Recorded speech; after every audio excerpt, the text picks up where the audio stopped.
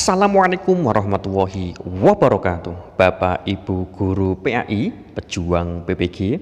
Kali ini saya akan membahas latihan soal uji pengetahuan atau UP PPG PAI tahun 2022. Adapun materi yang akan kita bahas diantaranya bank, rente, dan fee. Latihan soal ini diambil dari modul PPG. Kita awali dan baca basmalah. Bismillahirrahmanirrahim. Soal nomor 1, prinsip-prinsip syariah yang dikembangkan dalam rangka menghindari bunga bank dengan kerjasama antara pemilik modal dengan pelaksana disebut A. Wadiah, B. Mudorobah, C. Musyarakah, D. Murobahah.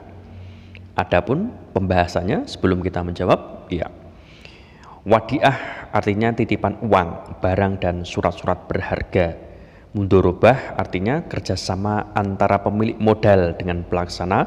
Musyarakah pihak bank dan pengusaha sama-sama mempunyai andil atau saham pada usaha patungan. Murobahah artinya jual beli barang dengan tambahan harga atas dasar harga pembelian yang pertama secara jujur. Nomor 1 jawabannya B. Mudorobah.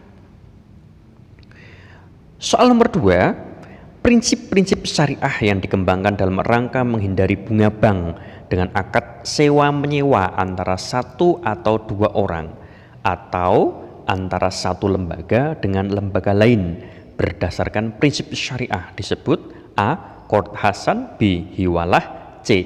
Ijarah, D. Wadiah. Kita bahas dulu. Ya. Qard hasan artinya pinjaman yang baik, hiwalah artinya akad perpindahan utang dari si A kepada B atau C yang tidak bertentangan dengan prinsip syariah. Ijarah, akad sewa-menyewa antara satu atau dua orang atau antara satu lembaga dengan lembaga lain berdasarkan prinsip syariah. Wadiah, titipan uang, barang, dan surat-surat berharga. Jadi nomor 2 jawabannya C. Ijarah. Soal nomor 3, memberikan nasihat dan saran kepada direksi serta mengawasi kegiatan bank agar sesuai dengan prinsip syariah merupakan tugas dari A. LPS, B. Kepala Direksi, C. Komisaris Utama, D. Dewan Syariah. Nomor 3 jawabannya D. Dewan Syariah. Soal nomor 4, keuntungan yang diperoleh oleh perusahaan bank karena jasanya meminjamkan uang untuk melancarkan perusahaan orang yang meminjam merupakan arti rente menurut A. Dr. Fuad M. Fahrudin, B. Satria Effendi, C. Quraisy Shihab, D. Ibnu Qayyum. Nomor 4 jawabannya A. Dr. Fuad Muhammad Fahrudin. Soal nomor 5, tambahan pembayaran atas jumlah modal yang disyaratkan lebih dahulu yang harus dibayar oleh si peminjam kepada yang meminjam tanpa resiko sebagai imbalan dari jarak waktu pembayaran yang diberikan kepada si peminjam merupakan arti riba nasiah menurut A. Dr. Fuad M. Fahrudin, B. Satria Effendi, C. Quraisy Shihab, D. Ibnu Qayyum. Nomor 5 jawabannya B. Satria Effendi. Soal nomor 6, di bawah ini 3 unsur terjadinya riba nasiah kecuali A. terdapat tambahan pembayaran atau modal yang dipinjamkan, B. terdapat tambahan tanpa resiko kecuali sebagai imbalan dari tenggang waktu yang diperoleh si peminjam, C. tambahan itu disyaratkan dalam bentuk pemberian piutang dan tenggang waktu, D. terdapat tambahan kelonggaran pembayaran dalam jangka tertentu. Kita bahas dulu sebelum menjawab nomor 6. Ya.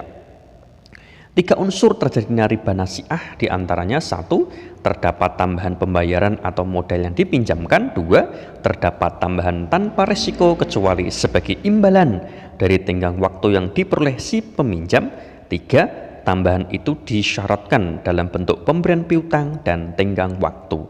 Karena nomor 6 soalnya adalah kecuali, jadi nomor 6 jawabannya D. Terdapat tambahan kelonggaran pembayaran dalam jangka waktu tertentu.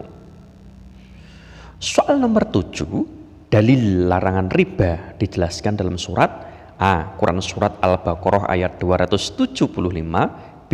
Quran Surat An-Nisa ayat 10, C. Quran Surat An-Naml ayat 4, D. Quran Surat At-Taubah ayat 15. Nomor 7, jawabannya A. Quran Surat Al-Baqarah ayat 275. Soal nomor 8, praktek riba terkandung potensi secara psikologis yang dapat melemahkan kreativitas manusia untuk bekerja, sehingga manusia melalaikan perdagangannya dan aktivitas ekonomi lainnya yang mampu memutus kreativitas hidupnya. Pendapat ini menurut A. Sayyid Sabiq, B. Quraisy Shihab, C. Yusuf Qaradawi, D. Ibnu Qayyim. Nomor 8, jawabannya C. Yusuf Qaradawi. Soal nomor 9, praktek riba akan dapat menimbulkan potensi permusuhan. Pendapat ini menurut A. Sayyid Sabiq, B. Quraisy Shihab, C. Yusuf Qaradawi, B. Ibnu Qayyim. Nomor 9, jawabannya A.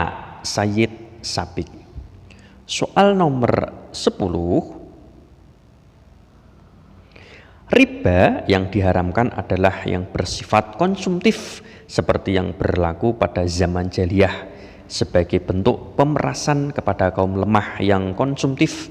Berbeda yang bersifat produktif tidaklah termasuk haram. Pendapat ini menurut A. Mustafa Azharqa, B. Abu Zahra, C. A. Hasan, D. Majelis Tarjih Muhammadiyah. Soal nomor 10, jawabannya A. Mustafa Azharqa. Demikian Bapak Ibu pembahasan soal kali ini. Yuk bantu supaya channelnya bermanfaat dengan klik subscribe, like, share, and comment. Saya doakan semoga Bapak Ibu PAI tahun ini lulus PPG. Amin. Wassalamualaikum warahmatullahi wabarakatuh.